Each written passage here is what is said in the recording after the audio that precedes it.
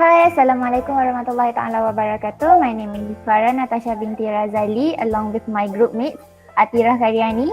Hi there. Said Danish. Hello there. And the last one, Huda Farhana. Hi everyone. Okay, so in this video, we would like to briefly reflect about our last program, which is webinar. So, last 22nd December 2020, we had a student webinar on educational linguistics, a new norm to language teaching and learning and language use amidst COVID-19. This webinar was organized by students who take ENCO 3101 Semantics in KLM IIUM Pago and also students who take Diploma in TESOL from UNISZA Terengganu. The program started at 9 a.m. with the opening ceremony, which is Asmaul Husna, National Anthem, IIUM Song, UNISZA Song, and Doa Recitation. Then, we proceed with Keynote 1 by Dr. Zainia from IIUM on embracing the new digital concept in education, a COVID-19 implication on HEI, and Keynote 2 by Dr. Zailani from UNISZA on teaching and learning of ESL amidst COVID-19. After that, we proceed with poster presentation by IIUM students until 10:50 am before continue with the presentation by UNISZA students until 3:40 p.m.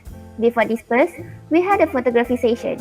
Overall, this webinar was participated by 29 IIUM students and 87 UNISZA students. Now, I will pass the floor to Atira Karyani. Okay, thank you Tasha. Now I'm going to share the benefits that we get from the project. Firstly, the webinars are very cost effective because we don't have to invest in the transportation or the accommodation. So in this regard, there is quite a lot of cost saving when we did our webinar. And secondly, it's very convenient because the webinars are so easy to use. For the presenters and the lecturers, as long as we have a compatible browser, we can access the webinars from our smartphone, tablet, laptop, or in the comfort of our home. So, like us in the meeting room or anywhere.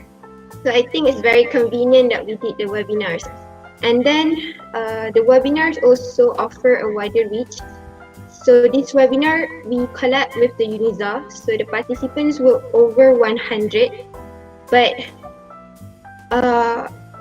through webinars, it allows us to reach everyone out with exceptional ease.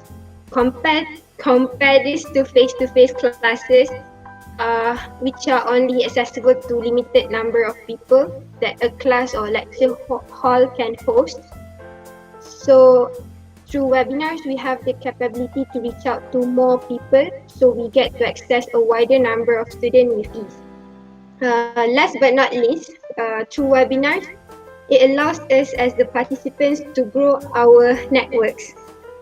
Since we collab with UNISZA, this means there is a great opportunity to reach out to more people, and through this, it empowers me and the other students as the participants to share our contacts with each other. So I'm glad through webinars, it gave the students from different universities the ability to share and networking with vastly more people, and we could possibly do in face-to-face class or event. So this is all the benefits that we can think of that we get from the previous webinar with the UNISZA. Next, Said Danish will share the issues or concerns that we have from the program. Assalamualaikum. My name is Said Muhammad Shafni, and today I'll be presenting a little bit about the issue and concerns of the program. One of the issue would be interrupted online flow. How I saw this was that some of the audiences were disengaged with the presentation. I observed this through some of the audiences minding their own presentations, practicing their presentations. Some of the audiences were minding their own businesses. What could back this up would be when presenters were asking questions. Some of the audiences weren't answering, weren't interacting with the presentations. Another one would be clarity of presenters' voices.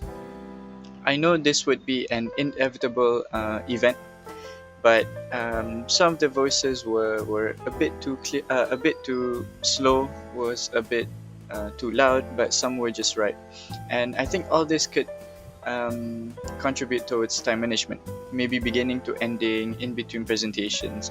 The way I saw it is that some of the presentations towards the afternoon intervals were taking a little bit of time to prepare, and there were a little bit of technical errors in my opinion. And now I pass on to my other group mates, Huda, for suggestions and improvements. Thank you, Danish. Now I will continue with the last part of this report presentation, which is more to like what we can improve if such program will be organized in the future.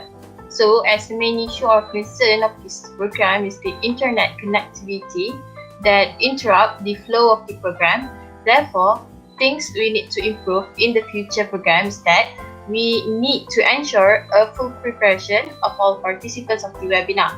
Full preparation, by what I mean here, is that participants of the webinar should be provided with strong internet connectivity. Like we suggest maybe the host university can educate some internet aid kind of thing to the participants. Not only that, full preparation also can be explained in terms of the preparedness on the day of the webinar itself. The participants can do a trial run or full rehearsal of the webinar so that they will be familiar and not encounter any trouble on the day itself. This is to ensure the smoothness flow from the beginning until the end of the webinar. So I guess that is all from us. Thank you.